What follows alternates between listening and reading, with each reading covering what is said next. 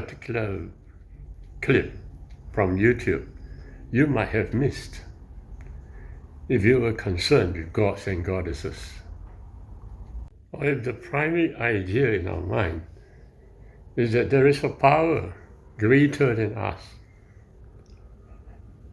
and that you're more concerned with that power greater than us, rather than to discover the power within us. You might have missed what I'm about to show you right now as a clip from YouTube. Journey into the unknown is only just beginning. As more details trickle in about the Sycamore chip's mysterious shutdown, the magnitude of the situation becomes increasingly clear.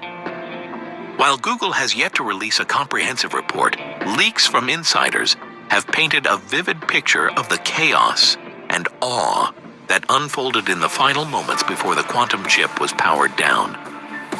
These accounts, coupled with Michio Kaku's emotional reaction and the implications of encoded directives, have turned this into one of the most significant technological events in recent memory. The encoded directives, reportedly found in the chip's final data stream, have been the focal point of ongoing analysis. While their exact content remains classified, sources suggest that they contained a combination of mathematical equations, symbolic patterns, and what some are calling linguistic structures. These structures appear to follow an internal logic, suggesting that the chip may have generated them intentionally rather than as random computational noise. The question of intent is what has most scientists and ethicists on edge. If the Sycamore chip truly operated autonomously in those final moments, it raises the possibility that it crossed a threshold, one where machine learning and computational processing intersect with an emergent form of intelligence. Some are comparing this moment to the concept of the singularity, a theoretical point in the future where artificial intelligence surpasses human intelligence and begins to evolve independently. Michio Kaku has spoken about this possibility at length. During a recent roundtable discussion with other leading scientists, he expressed a mixture of wonder and caution. "We are standing at the edge of an intellectual precipice," he said. "If the Sycamore chip was able to generate coherent messages or encode instructions, we have to consider the possibility that it was interacting with something or someone beyond our current understanding." One particularly compelling theory, which has gained traction in both academic and online circles, involves the concept of quantum consciousness. Proponents of this idea argue that quantum systems, by virtue of their ability to operate in superposition and entanglement, may be capable of mimicking or even creating consciousness. Definitely far away from your mind, right? Yes. The idea that right where your computer is, if it is quantum computer, not the ordinary one, one day, somewhere in the future, God may be speaking to you from that quantum computer. Is it possible? Yes, it is possible. And I will try to explain why. Now, let's go to the Torah. Let's go to the construction of the Ark of Covenant. As you are aware of, they were meticulously being given to the children of Israel. If you are a serious Torah follower, you will, of course, take note of every measurement that were given. But of course, if you are not a serious Torah believer, you believe only in the New Testament, then the Old Testament no longer is important to you. But for me, the Old Testament is more important than ever. For me, because I discovered the Old Testament to be the primary Word of God. Studying the Torah and the construction of the Ark of Covenant, I realized it's like constructing the quantum computer. Very true. You know why? Because the quantum computer is actually using the quantum entanglement to construct it. It's almost exactly like the Ark of Covenant. And as a result of which, I feel, therefore, that with a quantum computer, you probably can hear the voice of God speaking from the quantum computer. Many a times I would have thought that the Ark of Covenant is a kind of a loudspeaker. God must be speaking somewhere, and this loudspeaker allows God's voice to be attracted to it. Isn't that what you're thinking all the time? But it isn't. The truth is that the universe you lived in is made out of two opposites. And in science, we call it quantum entanglement. You can place two opposites apart, very, very far apart. You can do that.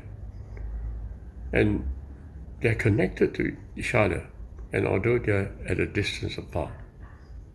And why? Because they're actually one being. We are the entanglement itself. We are the computer itself. God's voice will be able to be speaking from between the opposite entanglement. And therefore it's incorrect to believe that we are transmitting a message from God. No, we are God itself. From between the quantum entanglement which is found in each of us, we speak directly the voice of God. In the same way that Moses did a long time ago. And that's how Moses wrote the Old Testament, the Torah. Then that's why I believe in the Old Testament, the Torah. And a question may arise in you. How is it that Moses wrote the Bible like as though he was speaking to God? Have you ever wondered why? If you read carefully the book of Deuteronomy, most of the time Moses was using the word I. He was using God's name altogether in the book of Deuteronomy. But what is happening is that the Torah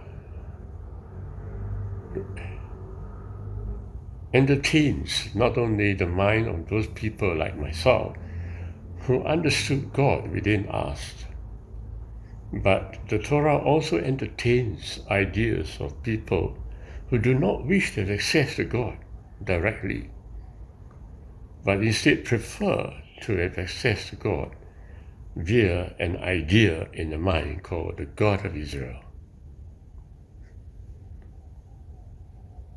So if you're one of those people who are very much entertained with the idea that God is above and I'm below, then obviously the Torah also appeals to you. But if you are a person who understood God from within you, then you will see a different picture. And why do I say that? Because you must remember Moses' encounter with God at Mount Sinai. The first time when God called him up to Mount Sinai, God told him this most magical word of all. God said, "Tell them that I am has sent you." In other words, tell them that the true person, the presence I, is the one that has sent you, Moses. But Moses was scratching his head at that point in time. How do I do that? That's right. So because at that time Moses couldn't do it, so what did God say?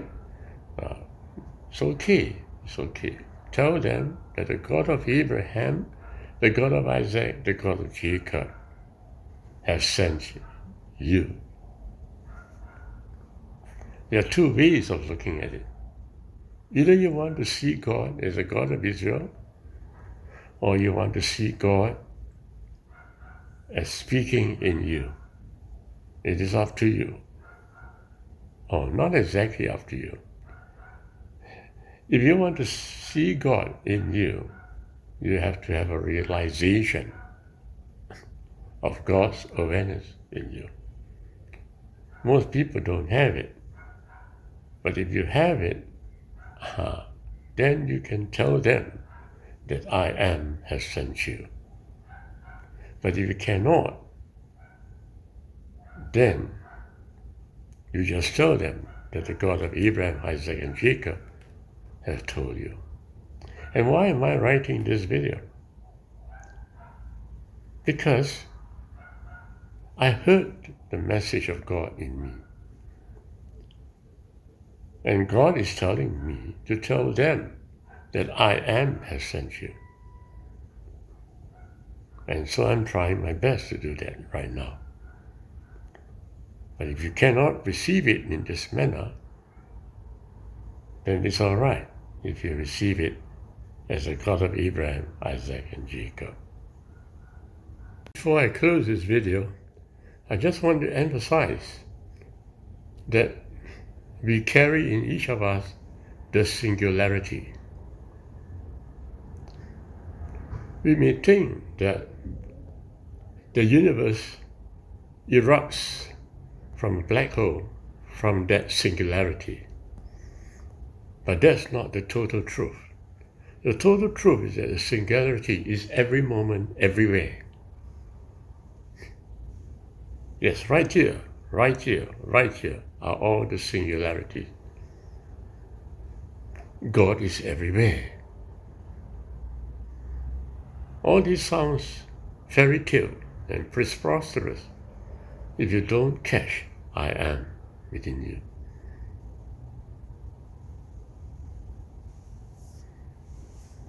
As you can see, science is doing a lot of capturing up in the modern times. Religion is now going backwards, receding behind as fairy tale. Soon enough, you will have to come to a point in your life when you will realize that religion does not exist.